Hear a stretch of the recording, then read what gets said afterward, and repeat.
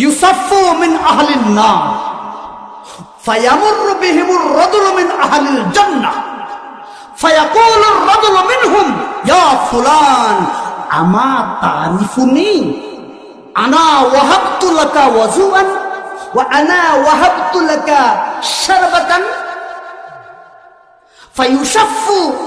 ফায়ুশাফফু লাহু ফায়ুদখিলুহু জান্নাহ। সুবহানাল্লাহ। তরজমা শুনবেন। রাসূল বলেন যে জাহান্নামের আসামি, বিভিন্ন গুনায় অপরাধী, বিভিন্ন গুনার কাজ করেছে, মুসলমান ঠিকই কিন্তু বিভিন্ন অপরাধ করেছে, এমন মুসলমান আছে না নেই? দেখা যাচ্ছে কিয়ামতের ময়দানে আল্লাহর আদালতে বিচারে জাহান্নামী হয়ে গেছে, 50 বছর বা 60 বছর এরকম হয়ে গেছে, জাহান্নামের আসামি, তার উপায় নাই জাহান্নামে যাওয়া ছাড়া। কি করবে জানেন? রাসূল বলেন রাস্তার পাশে ওট পাতি থাকবে। হঠাৎ করে ফায়ামুরু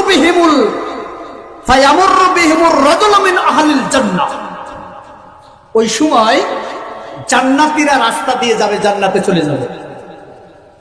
মাদ্রাসাওয়ালারা, যারা মাদ্রাসায় যারা লেখাপড়া করতেছে, করাইতেছে, তালিবুল ইলম, উলামা ইকরাম, হাফেজা, আলেমা, এরা কি করবে?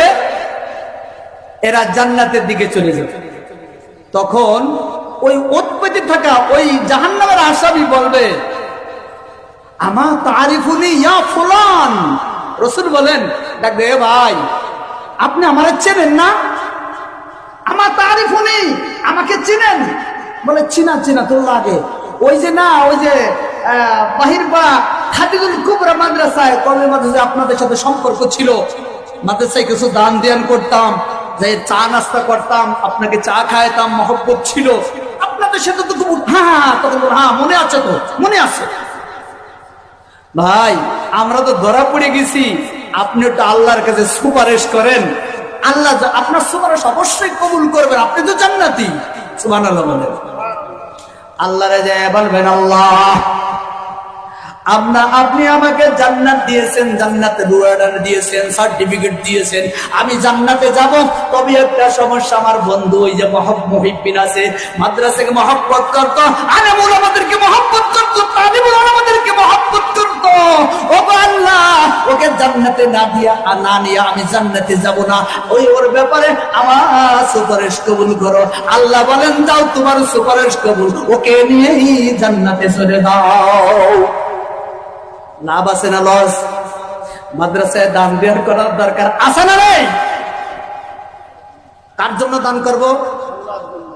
হাদিস পড়ছি মনে আছে, একজন আরেকজনকে ভালোবাসবো আল্লাহর জন্য, রাগ করব আল্লাহর জন্য, দান করব আল্লাহর জন্য, দান করা থেকে বিরত থাকবো আল্লাহর জন্য।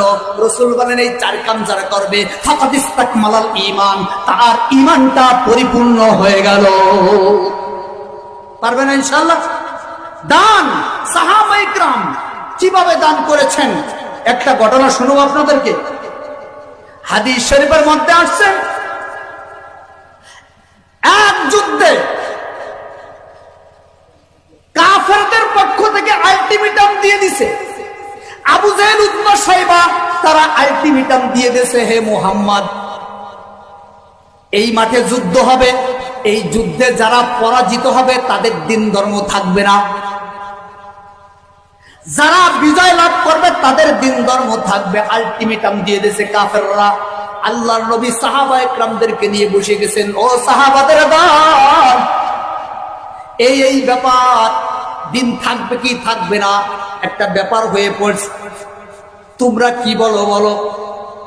আনসারী সাহাবী উপস্থিত, মুহাজির সাহাবী উপস্থিত। আল্লাহর নবী বলেন, এ সাহাবাদের দল, এই যুদ্ধে কি করার আছে বলো, তোমরা কি করবে? আনসারী সাহাবী আর মুহাজির সাহাবী সকলে বলতেছেন, ওগো আল্লাহর নবী, ওই মুসা নবীর উম্মত, ওই যে বনি ইসরায়েলের মতো আমরা এ কথা বলবো না। হে নবী, তুমি তোমার আল্লাহরে নিয়ে যুদ্ধ করো, এ কথা আমরা বলবো না, আমরা এখানে বসে থাকলাম, এই কথা আমরা বলবো না। আমাদের কথা শুনুন, আপনি যুদ্ধের যুদ্ধের ময়দানে চলুন, আমাদেরকে নিয়ে চলুন, আপনার সামনে থেকে আমরা যুদ্ধ করব, পিছনেও আমরা থাকবো, ডানেও আমরা থাকবো, বামেও আমরা থাকবো, চতুর্দিক দিয়ে আমরা থেকে আপনার সাথে যুদ্ধ করব। রাসূল খুশি। আচ্ছা ঠিক আছে, তাহলে তো যুদ্ধ করতে কিছু টাকা পয়সা লাগে, লাগে না? লাগে না? কিছু সামানপাতি দরকার আছে, দাও, তোমরা যা যা আছে তাই দাও। সকলে পরাণ ভরে দান করতেছে। সাহাবা একরাম পরাণ ভরে যার যা আছে সবকিছু দান করলেন। মহিলারা পর্যন্ত দান করলেন। নাকের দুল, কানের দুল, গহনাপাতি যা ছিল, টাকা পয়সা সবকিছু মহিলারা পর্যন্ত দান করা শুরু করে দিছে। হাদিসের মধ্যে আসছে একজন মহিলা, তার কাছে গহনাপাতি কিছু নাই, কানের দুল, নাকের দুল, টাকা পয়সা কিছু নাই। ওই সাহাবী মনে মনে কান্না করে, হায়রে, এই যুদ্ধে আমি কিছু দান করতে পারলাম না, কিছুই দান করতে পারলাম না, কান্না শুরু করে দিছে। তার কোলে ছিল একটা দুধের শিশু, দুধ পান করতেছে। ওই দুধের শিশু নিয়ে রাসূলের দরবারে উপস্থিত, ওগো আল্লাহর নবী, আমার টাকা পয়সা কিছু নাই, ধন দৌলত কিছু আমার নাই, কিছু দান করতে পারি না। কত মহিলারা কত কি দান করলো, আমার কাছে তো কিছু নাই, এই যে দুধের শিশু, এইটাই আমি যুদ্ধের জন্য দান করিয়া দিলাম। আল্লাহর নবী বলতেছেন, এই দুধের শিশু তো একটা আলাদা ঝামেলা, যুদ্ধ করব না তোমার শিশু লালন করব, ঠিক কিনা? আর কথা বোঝেন নাই?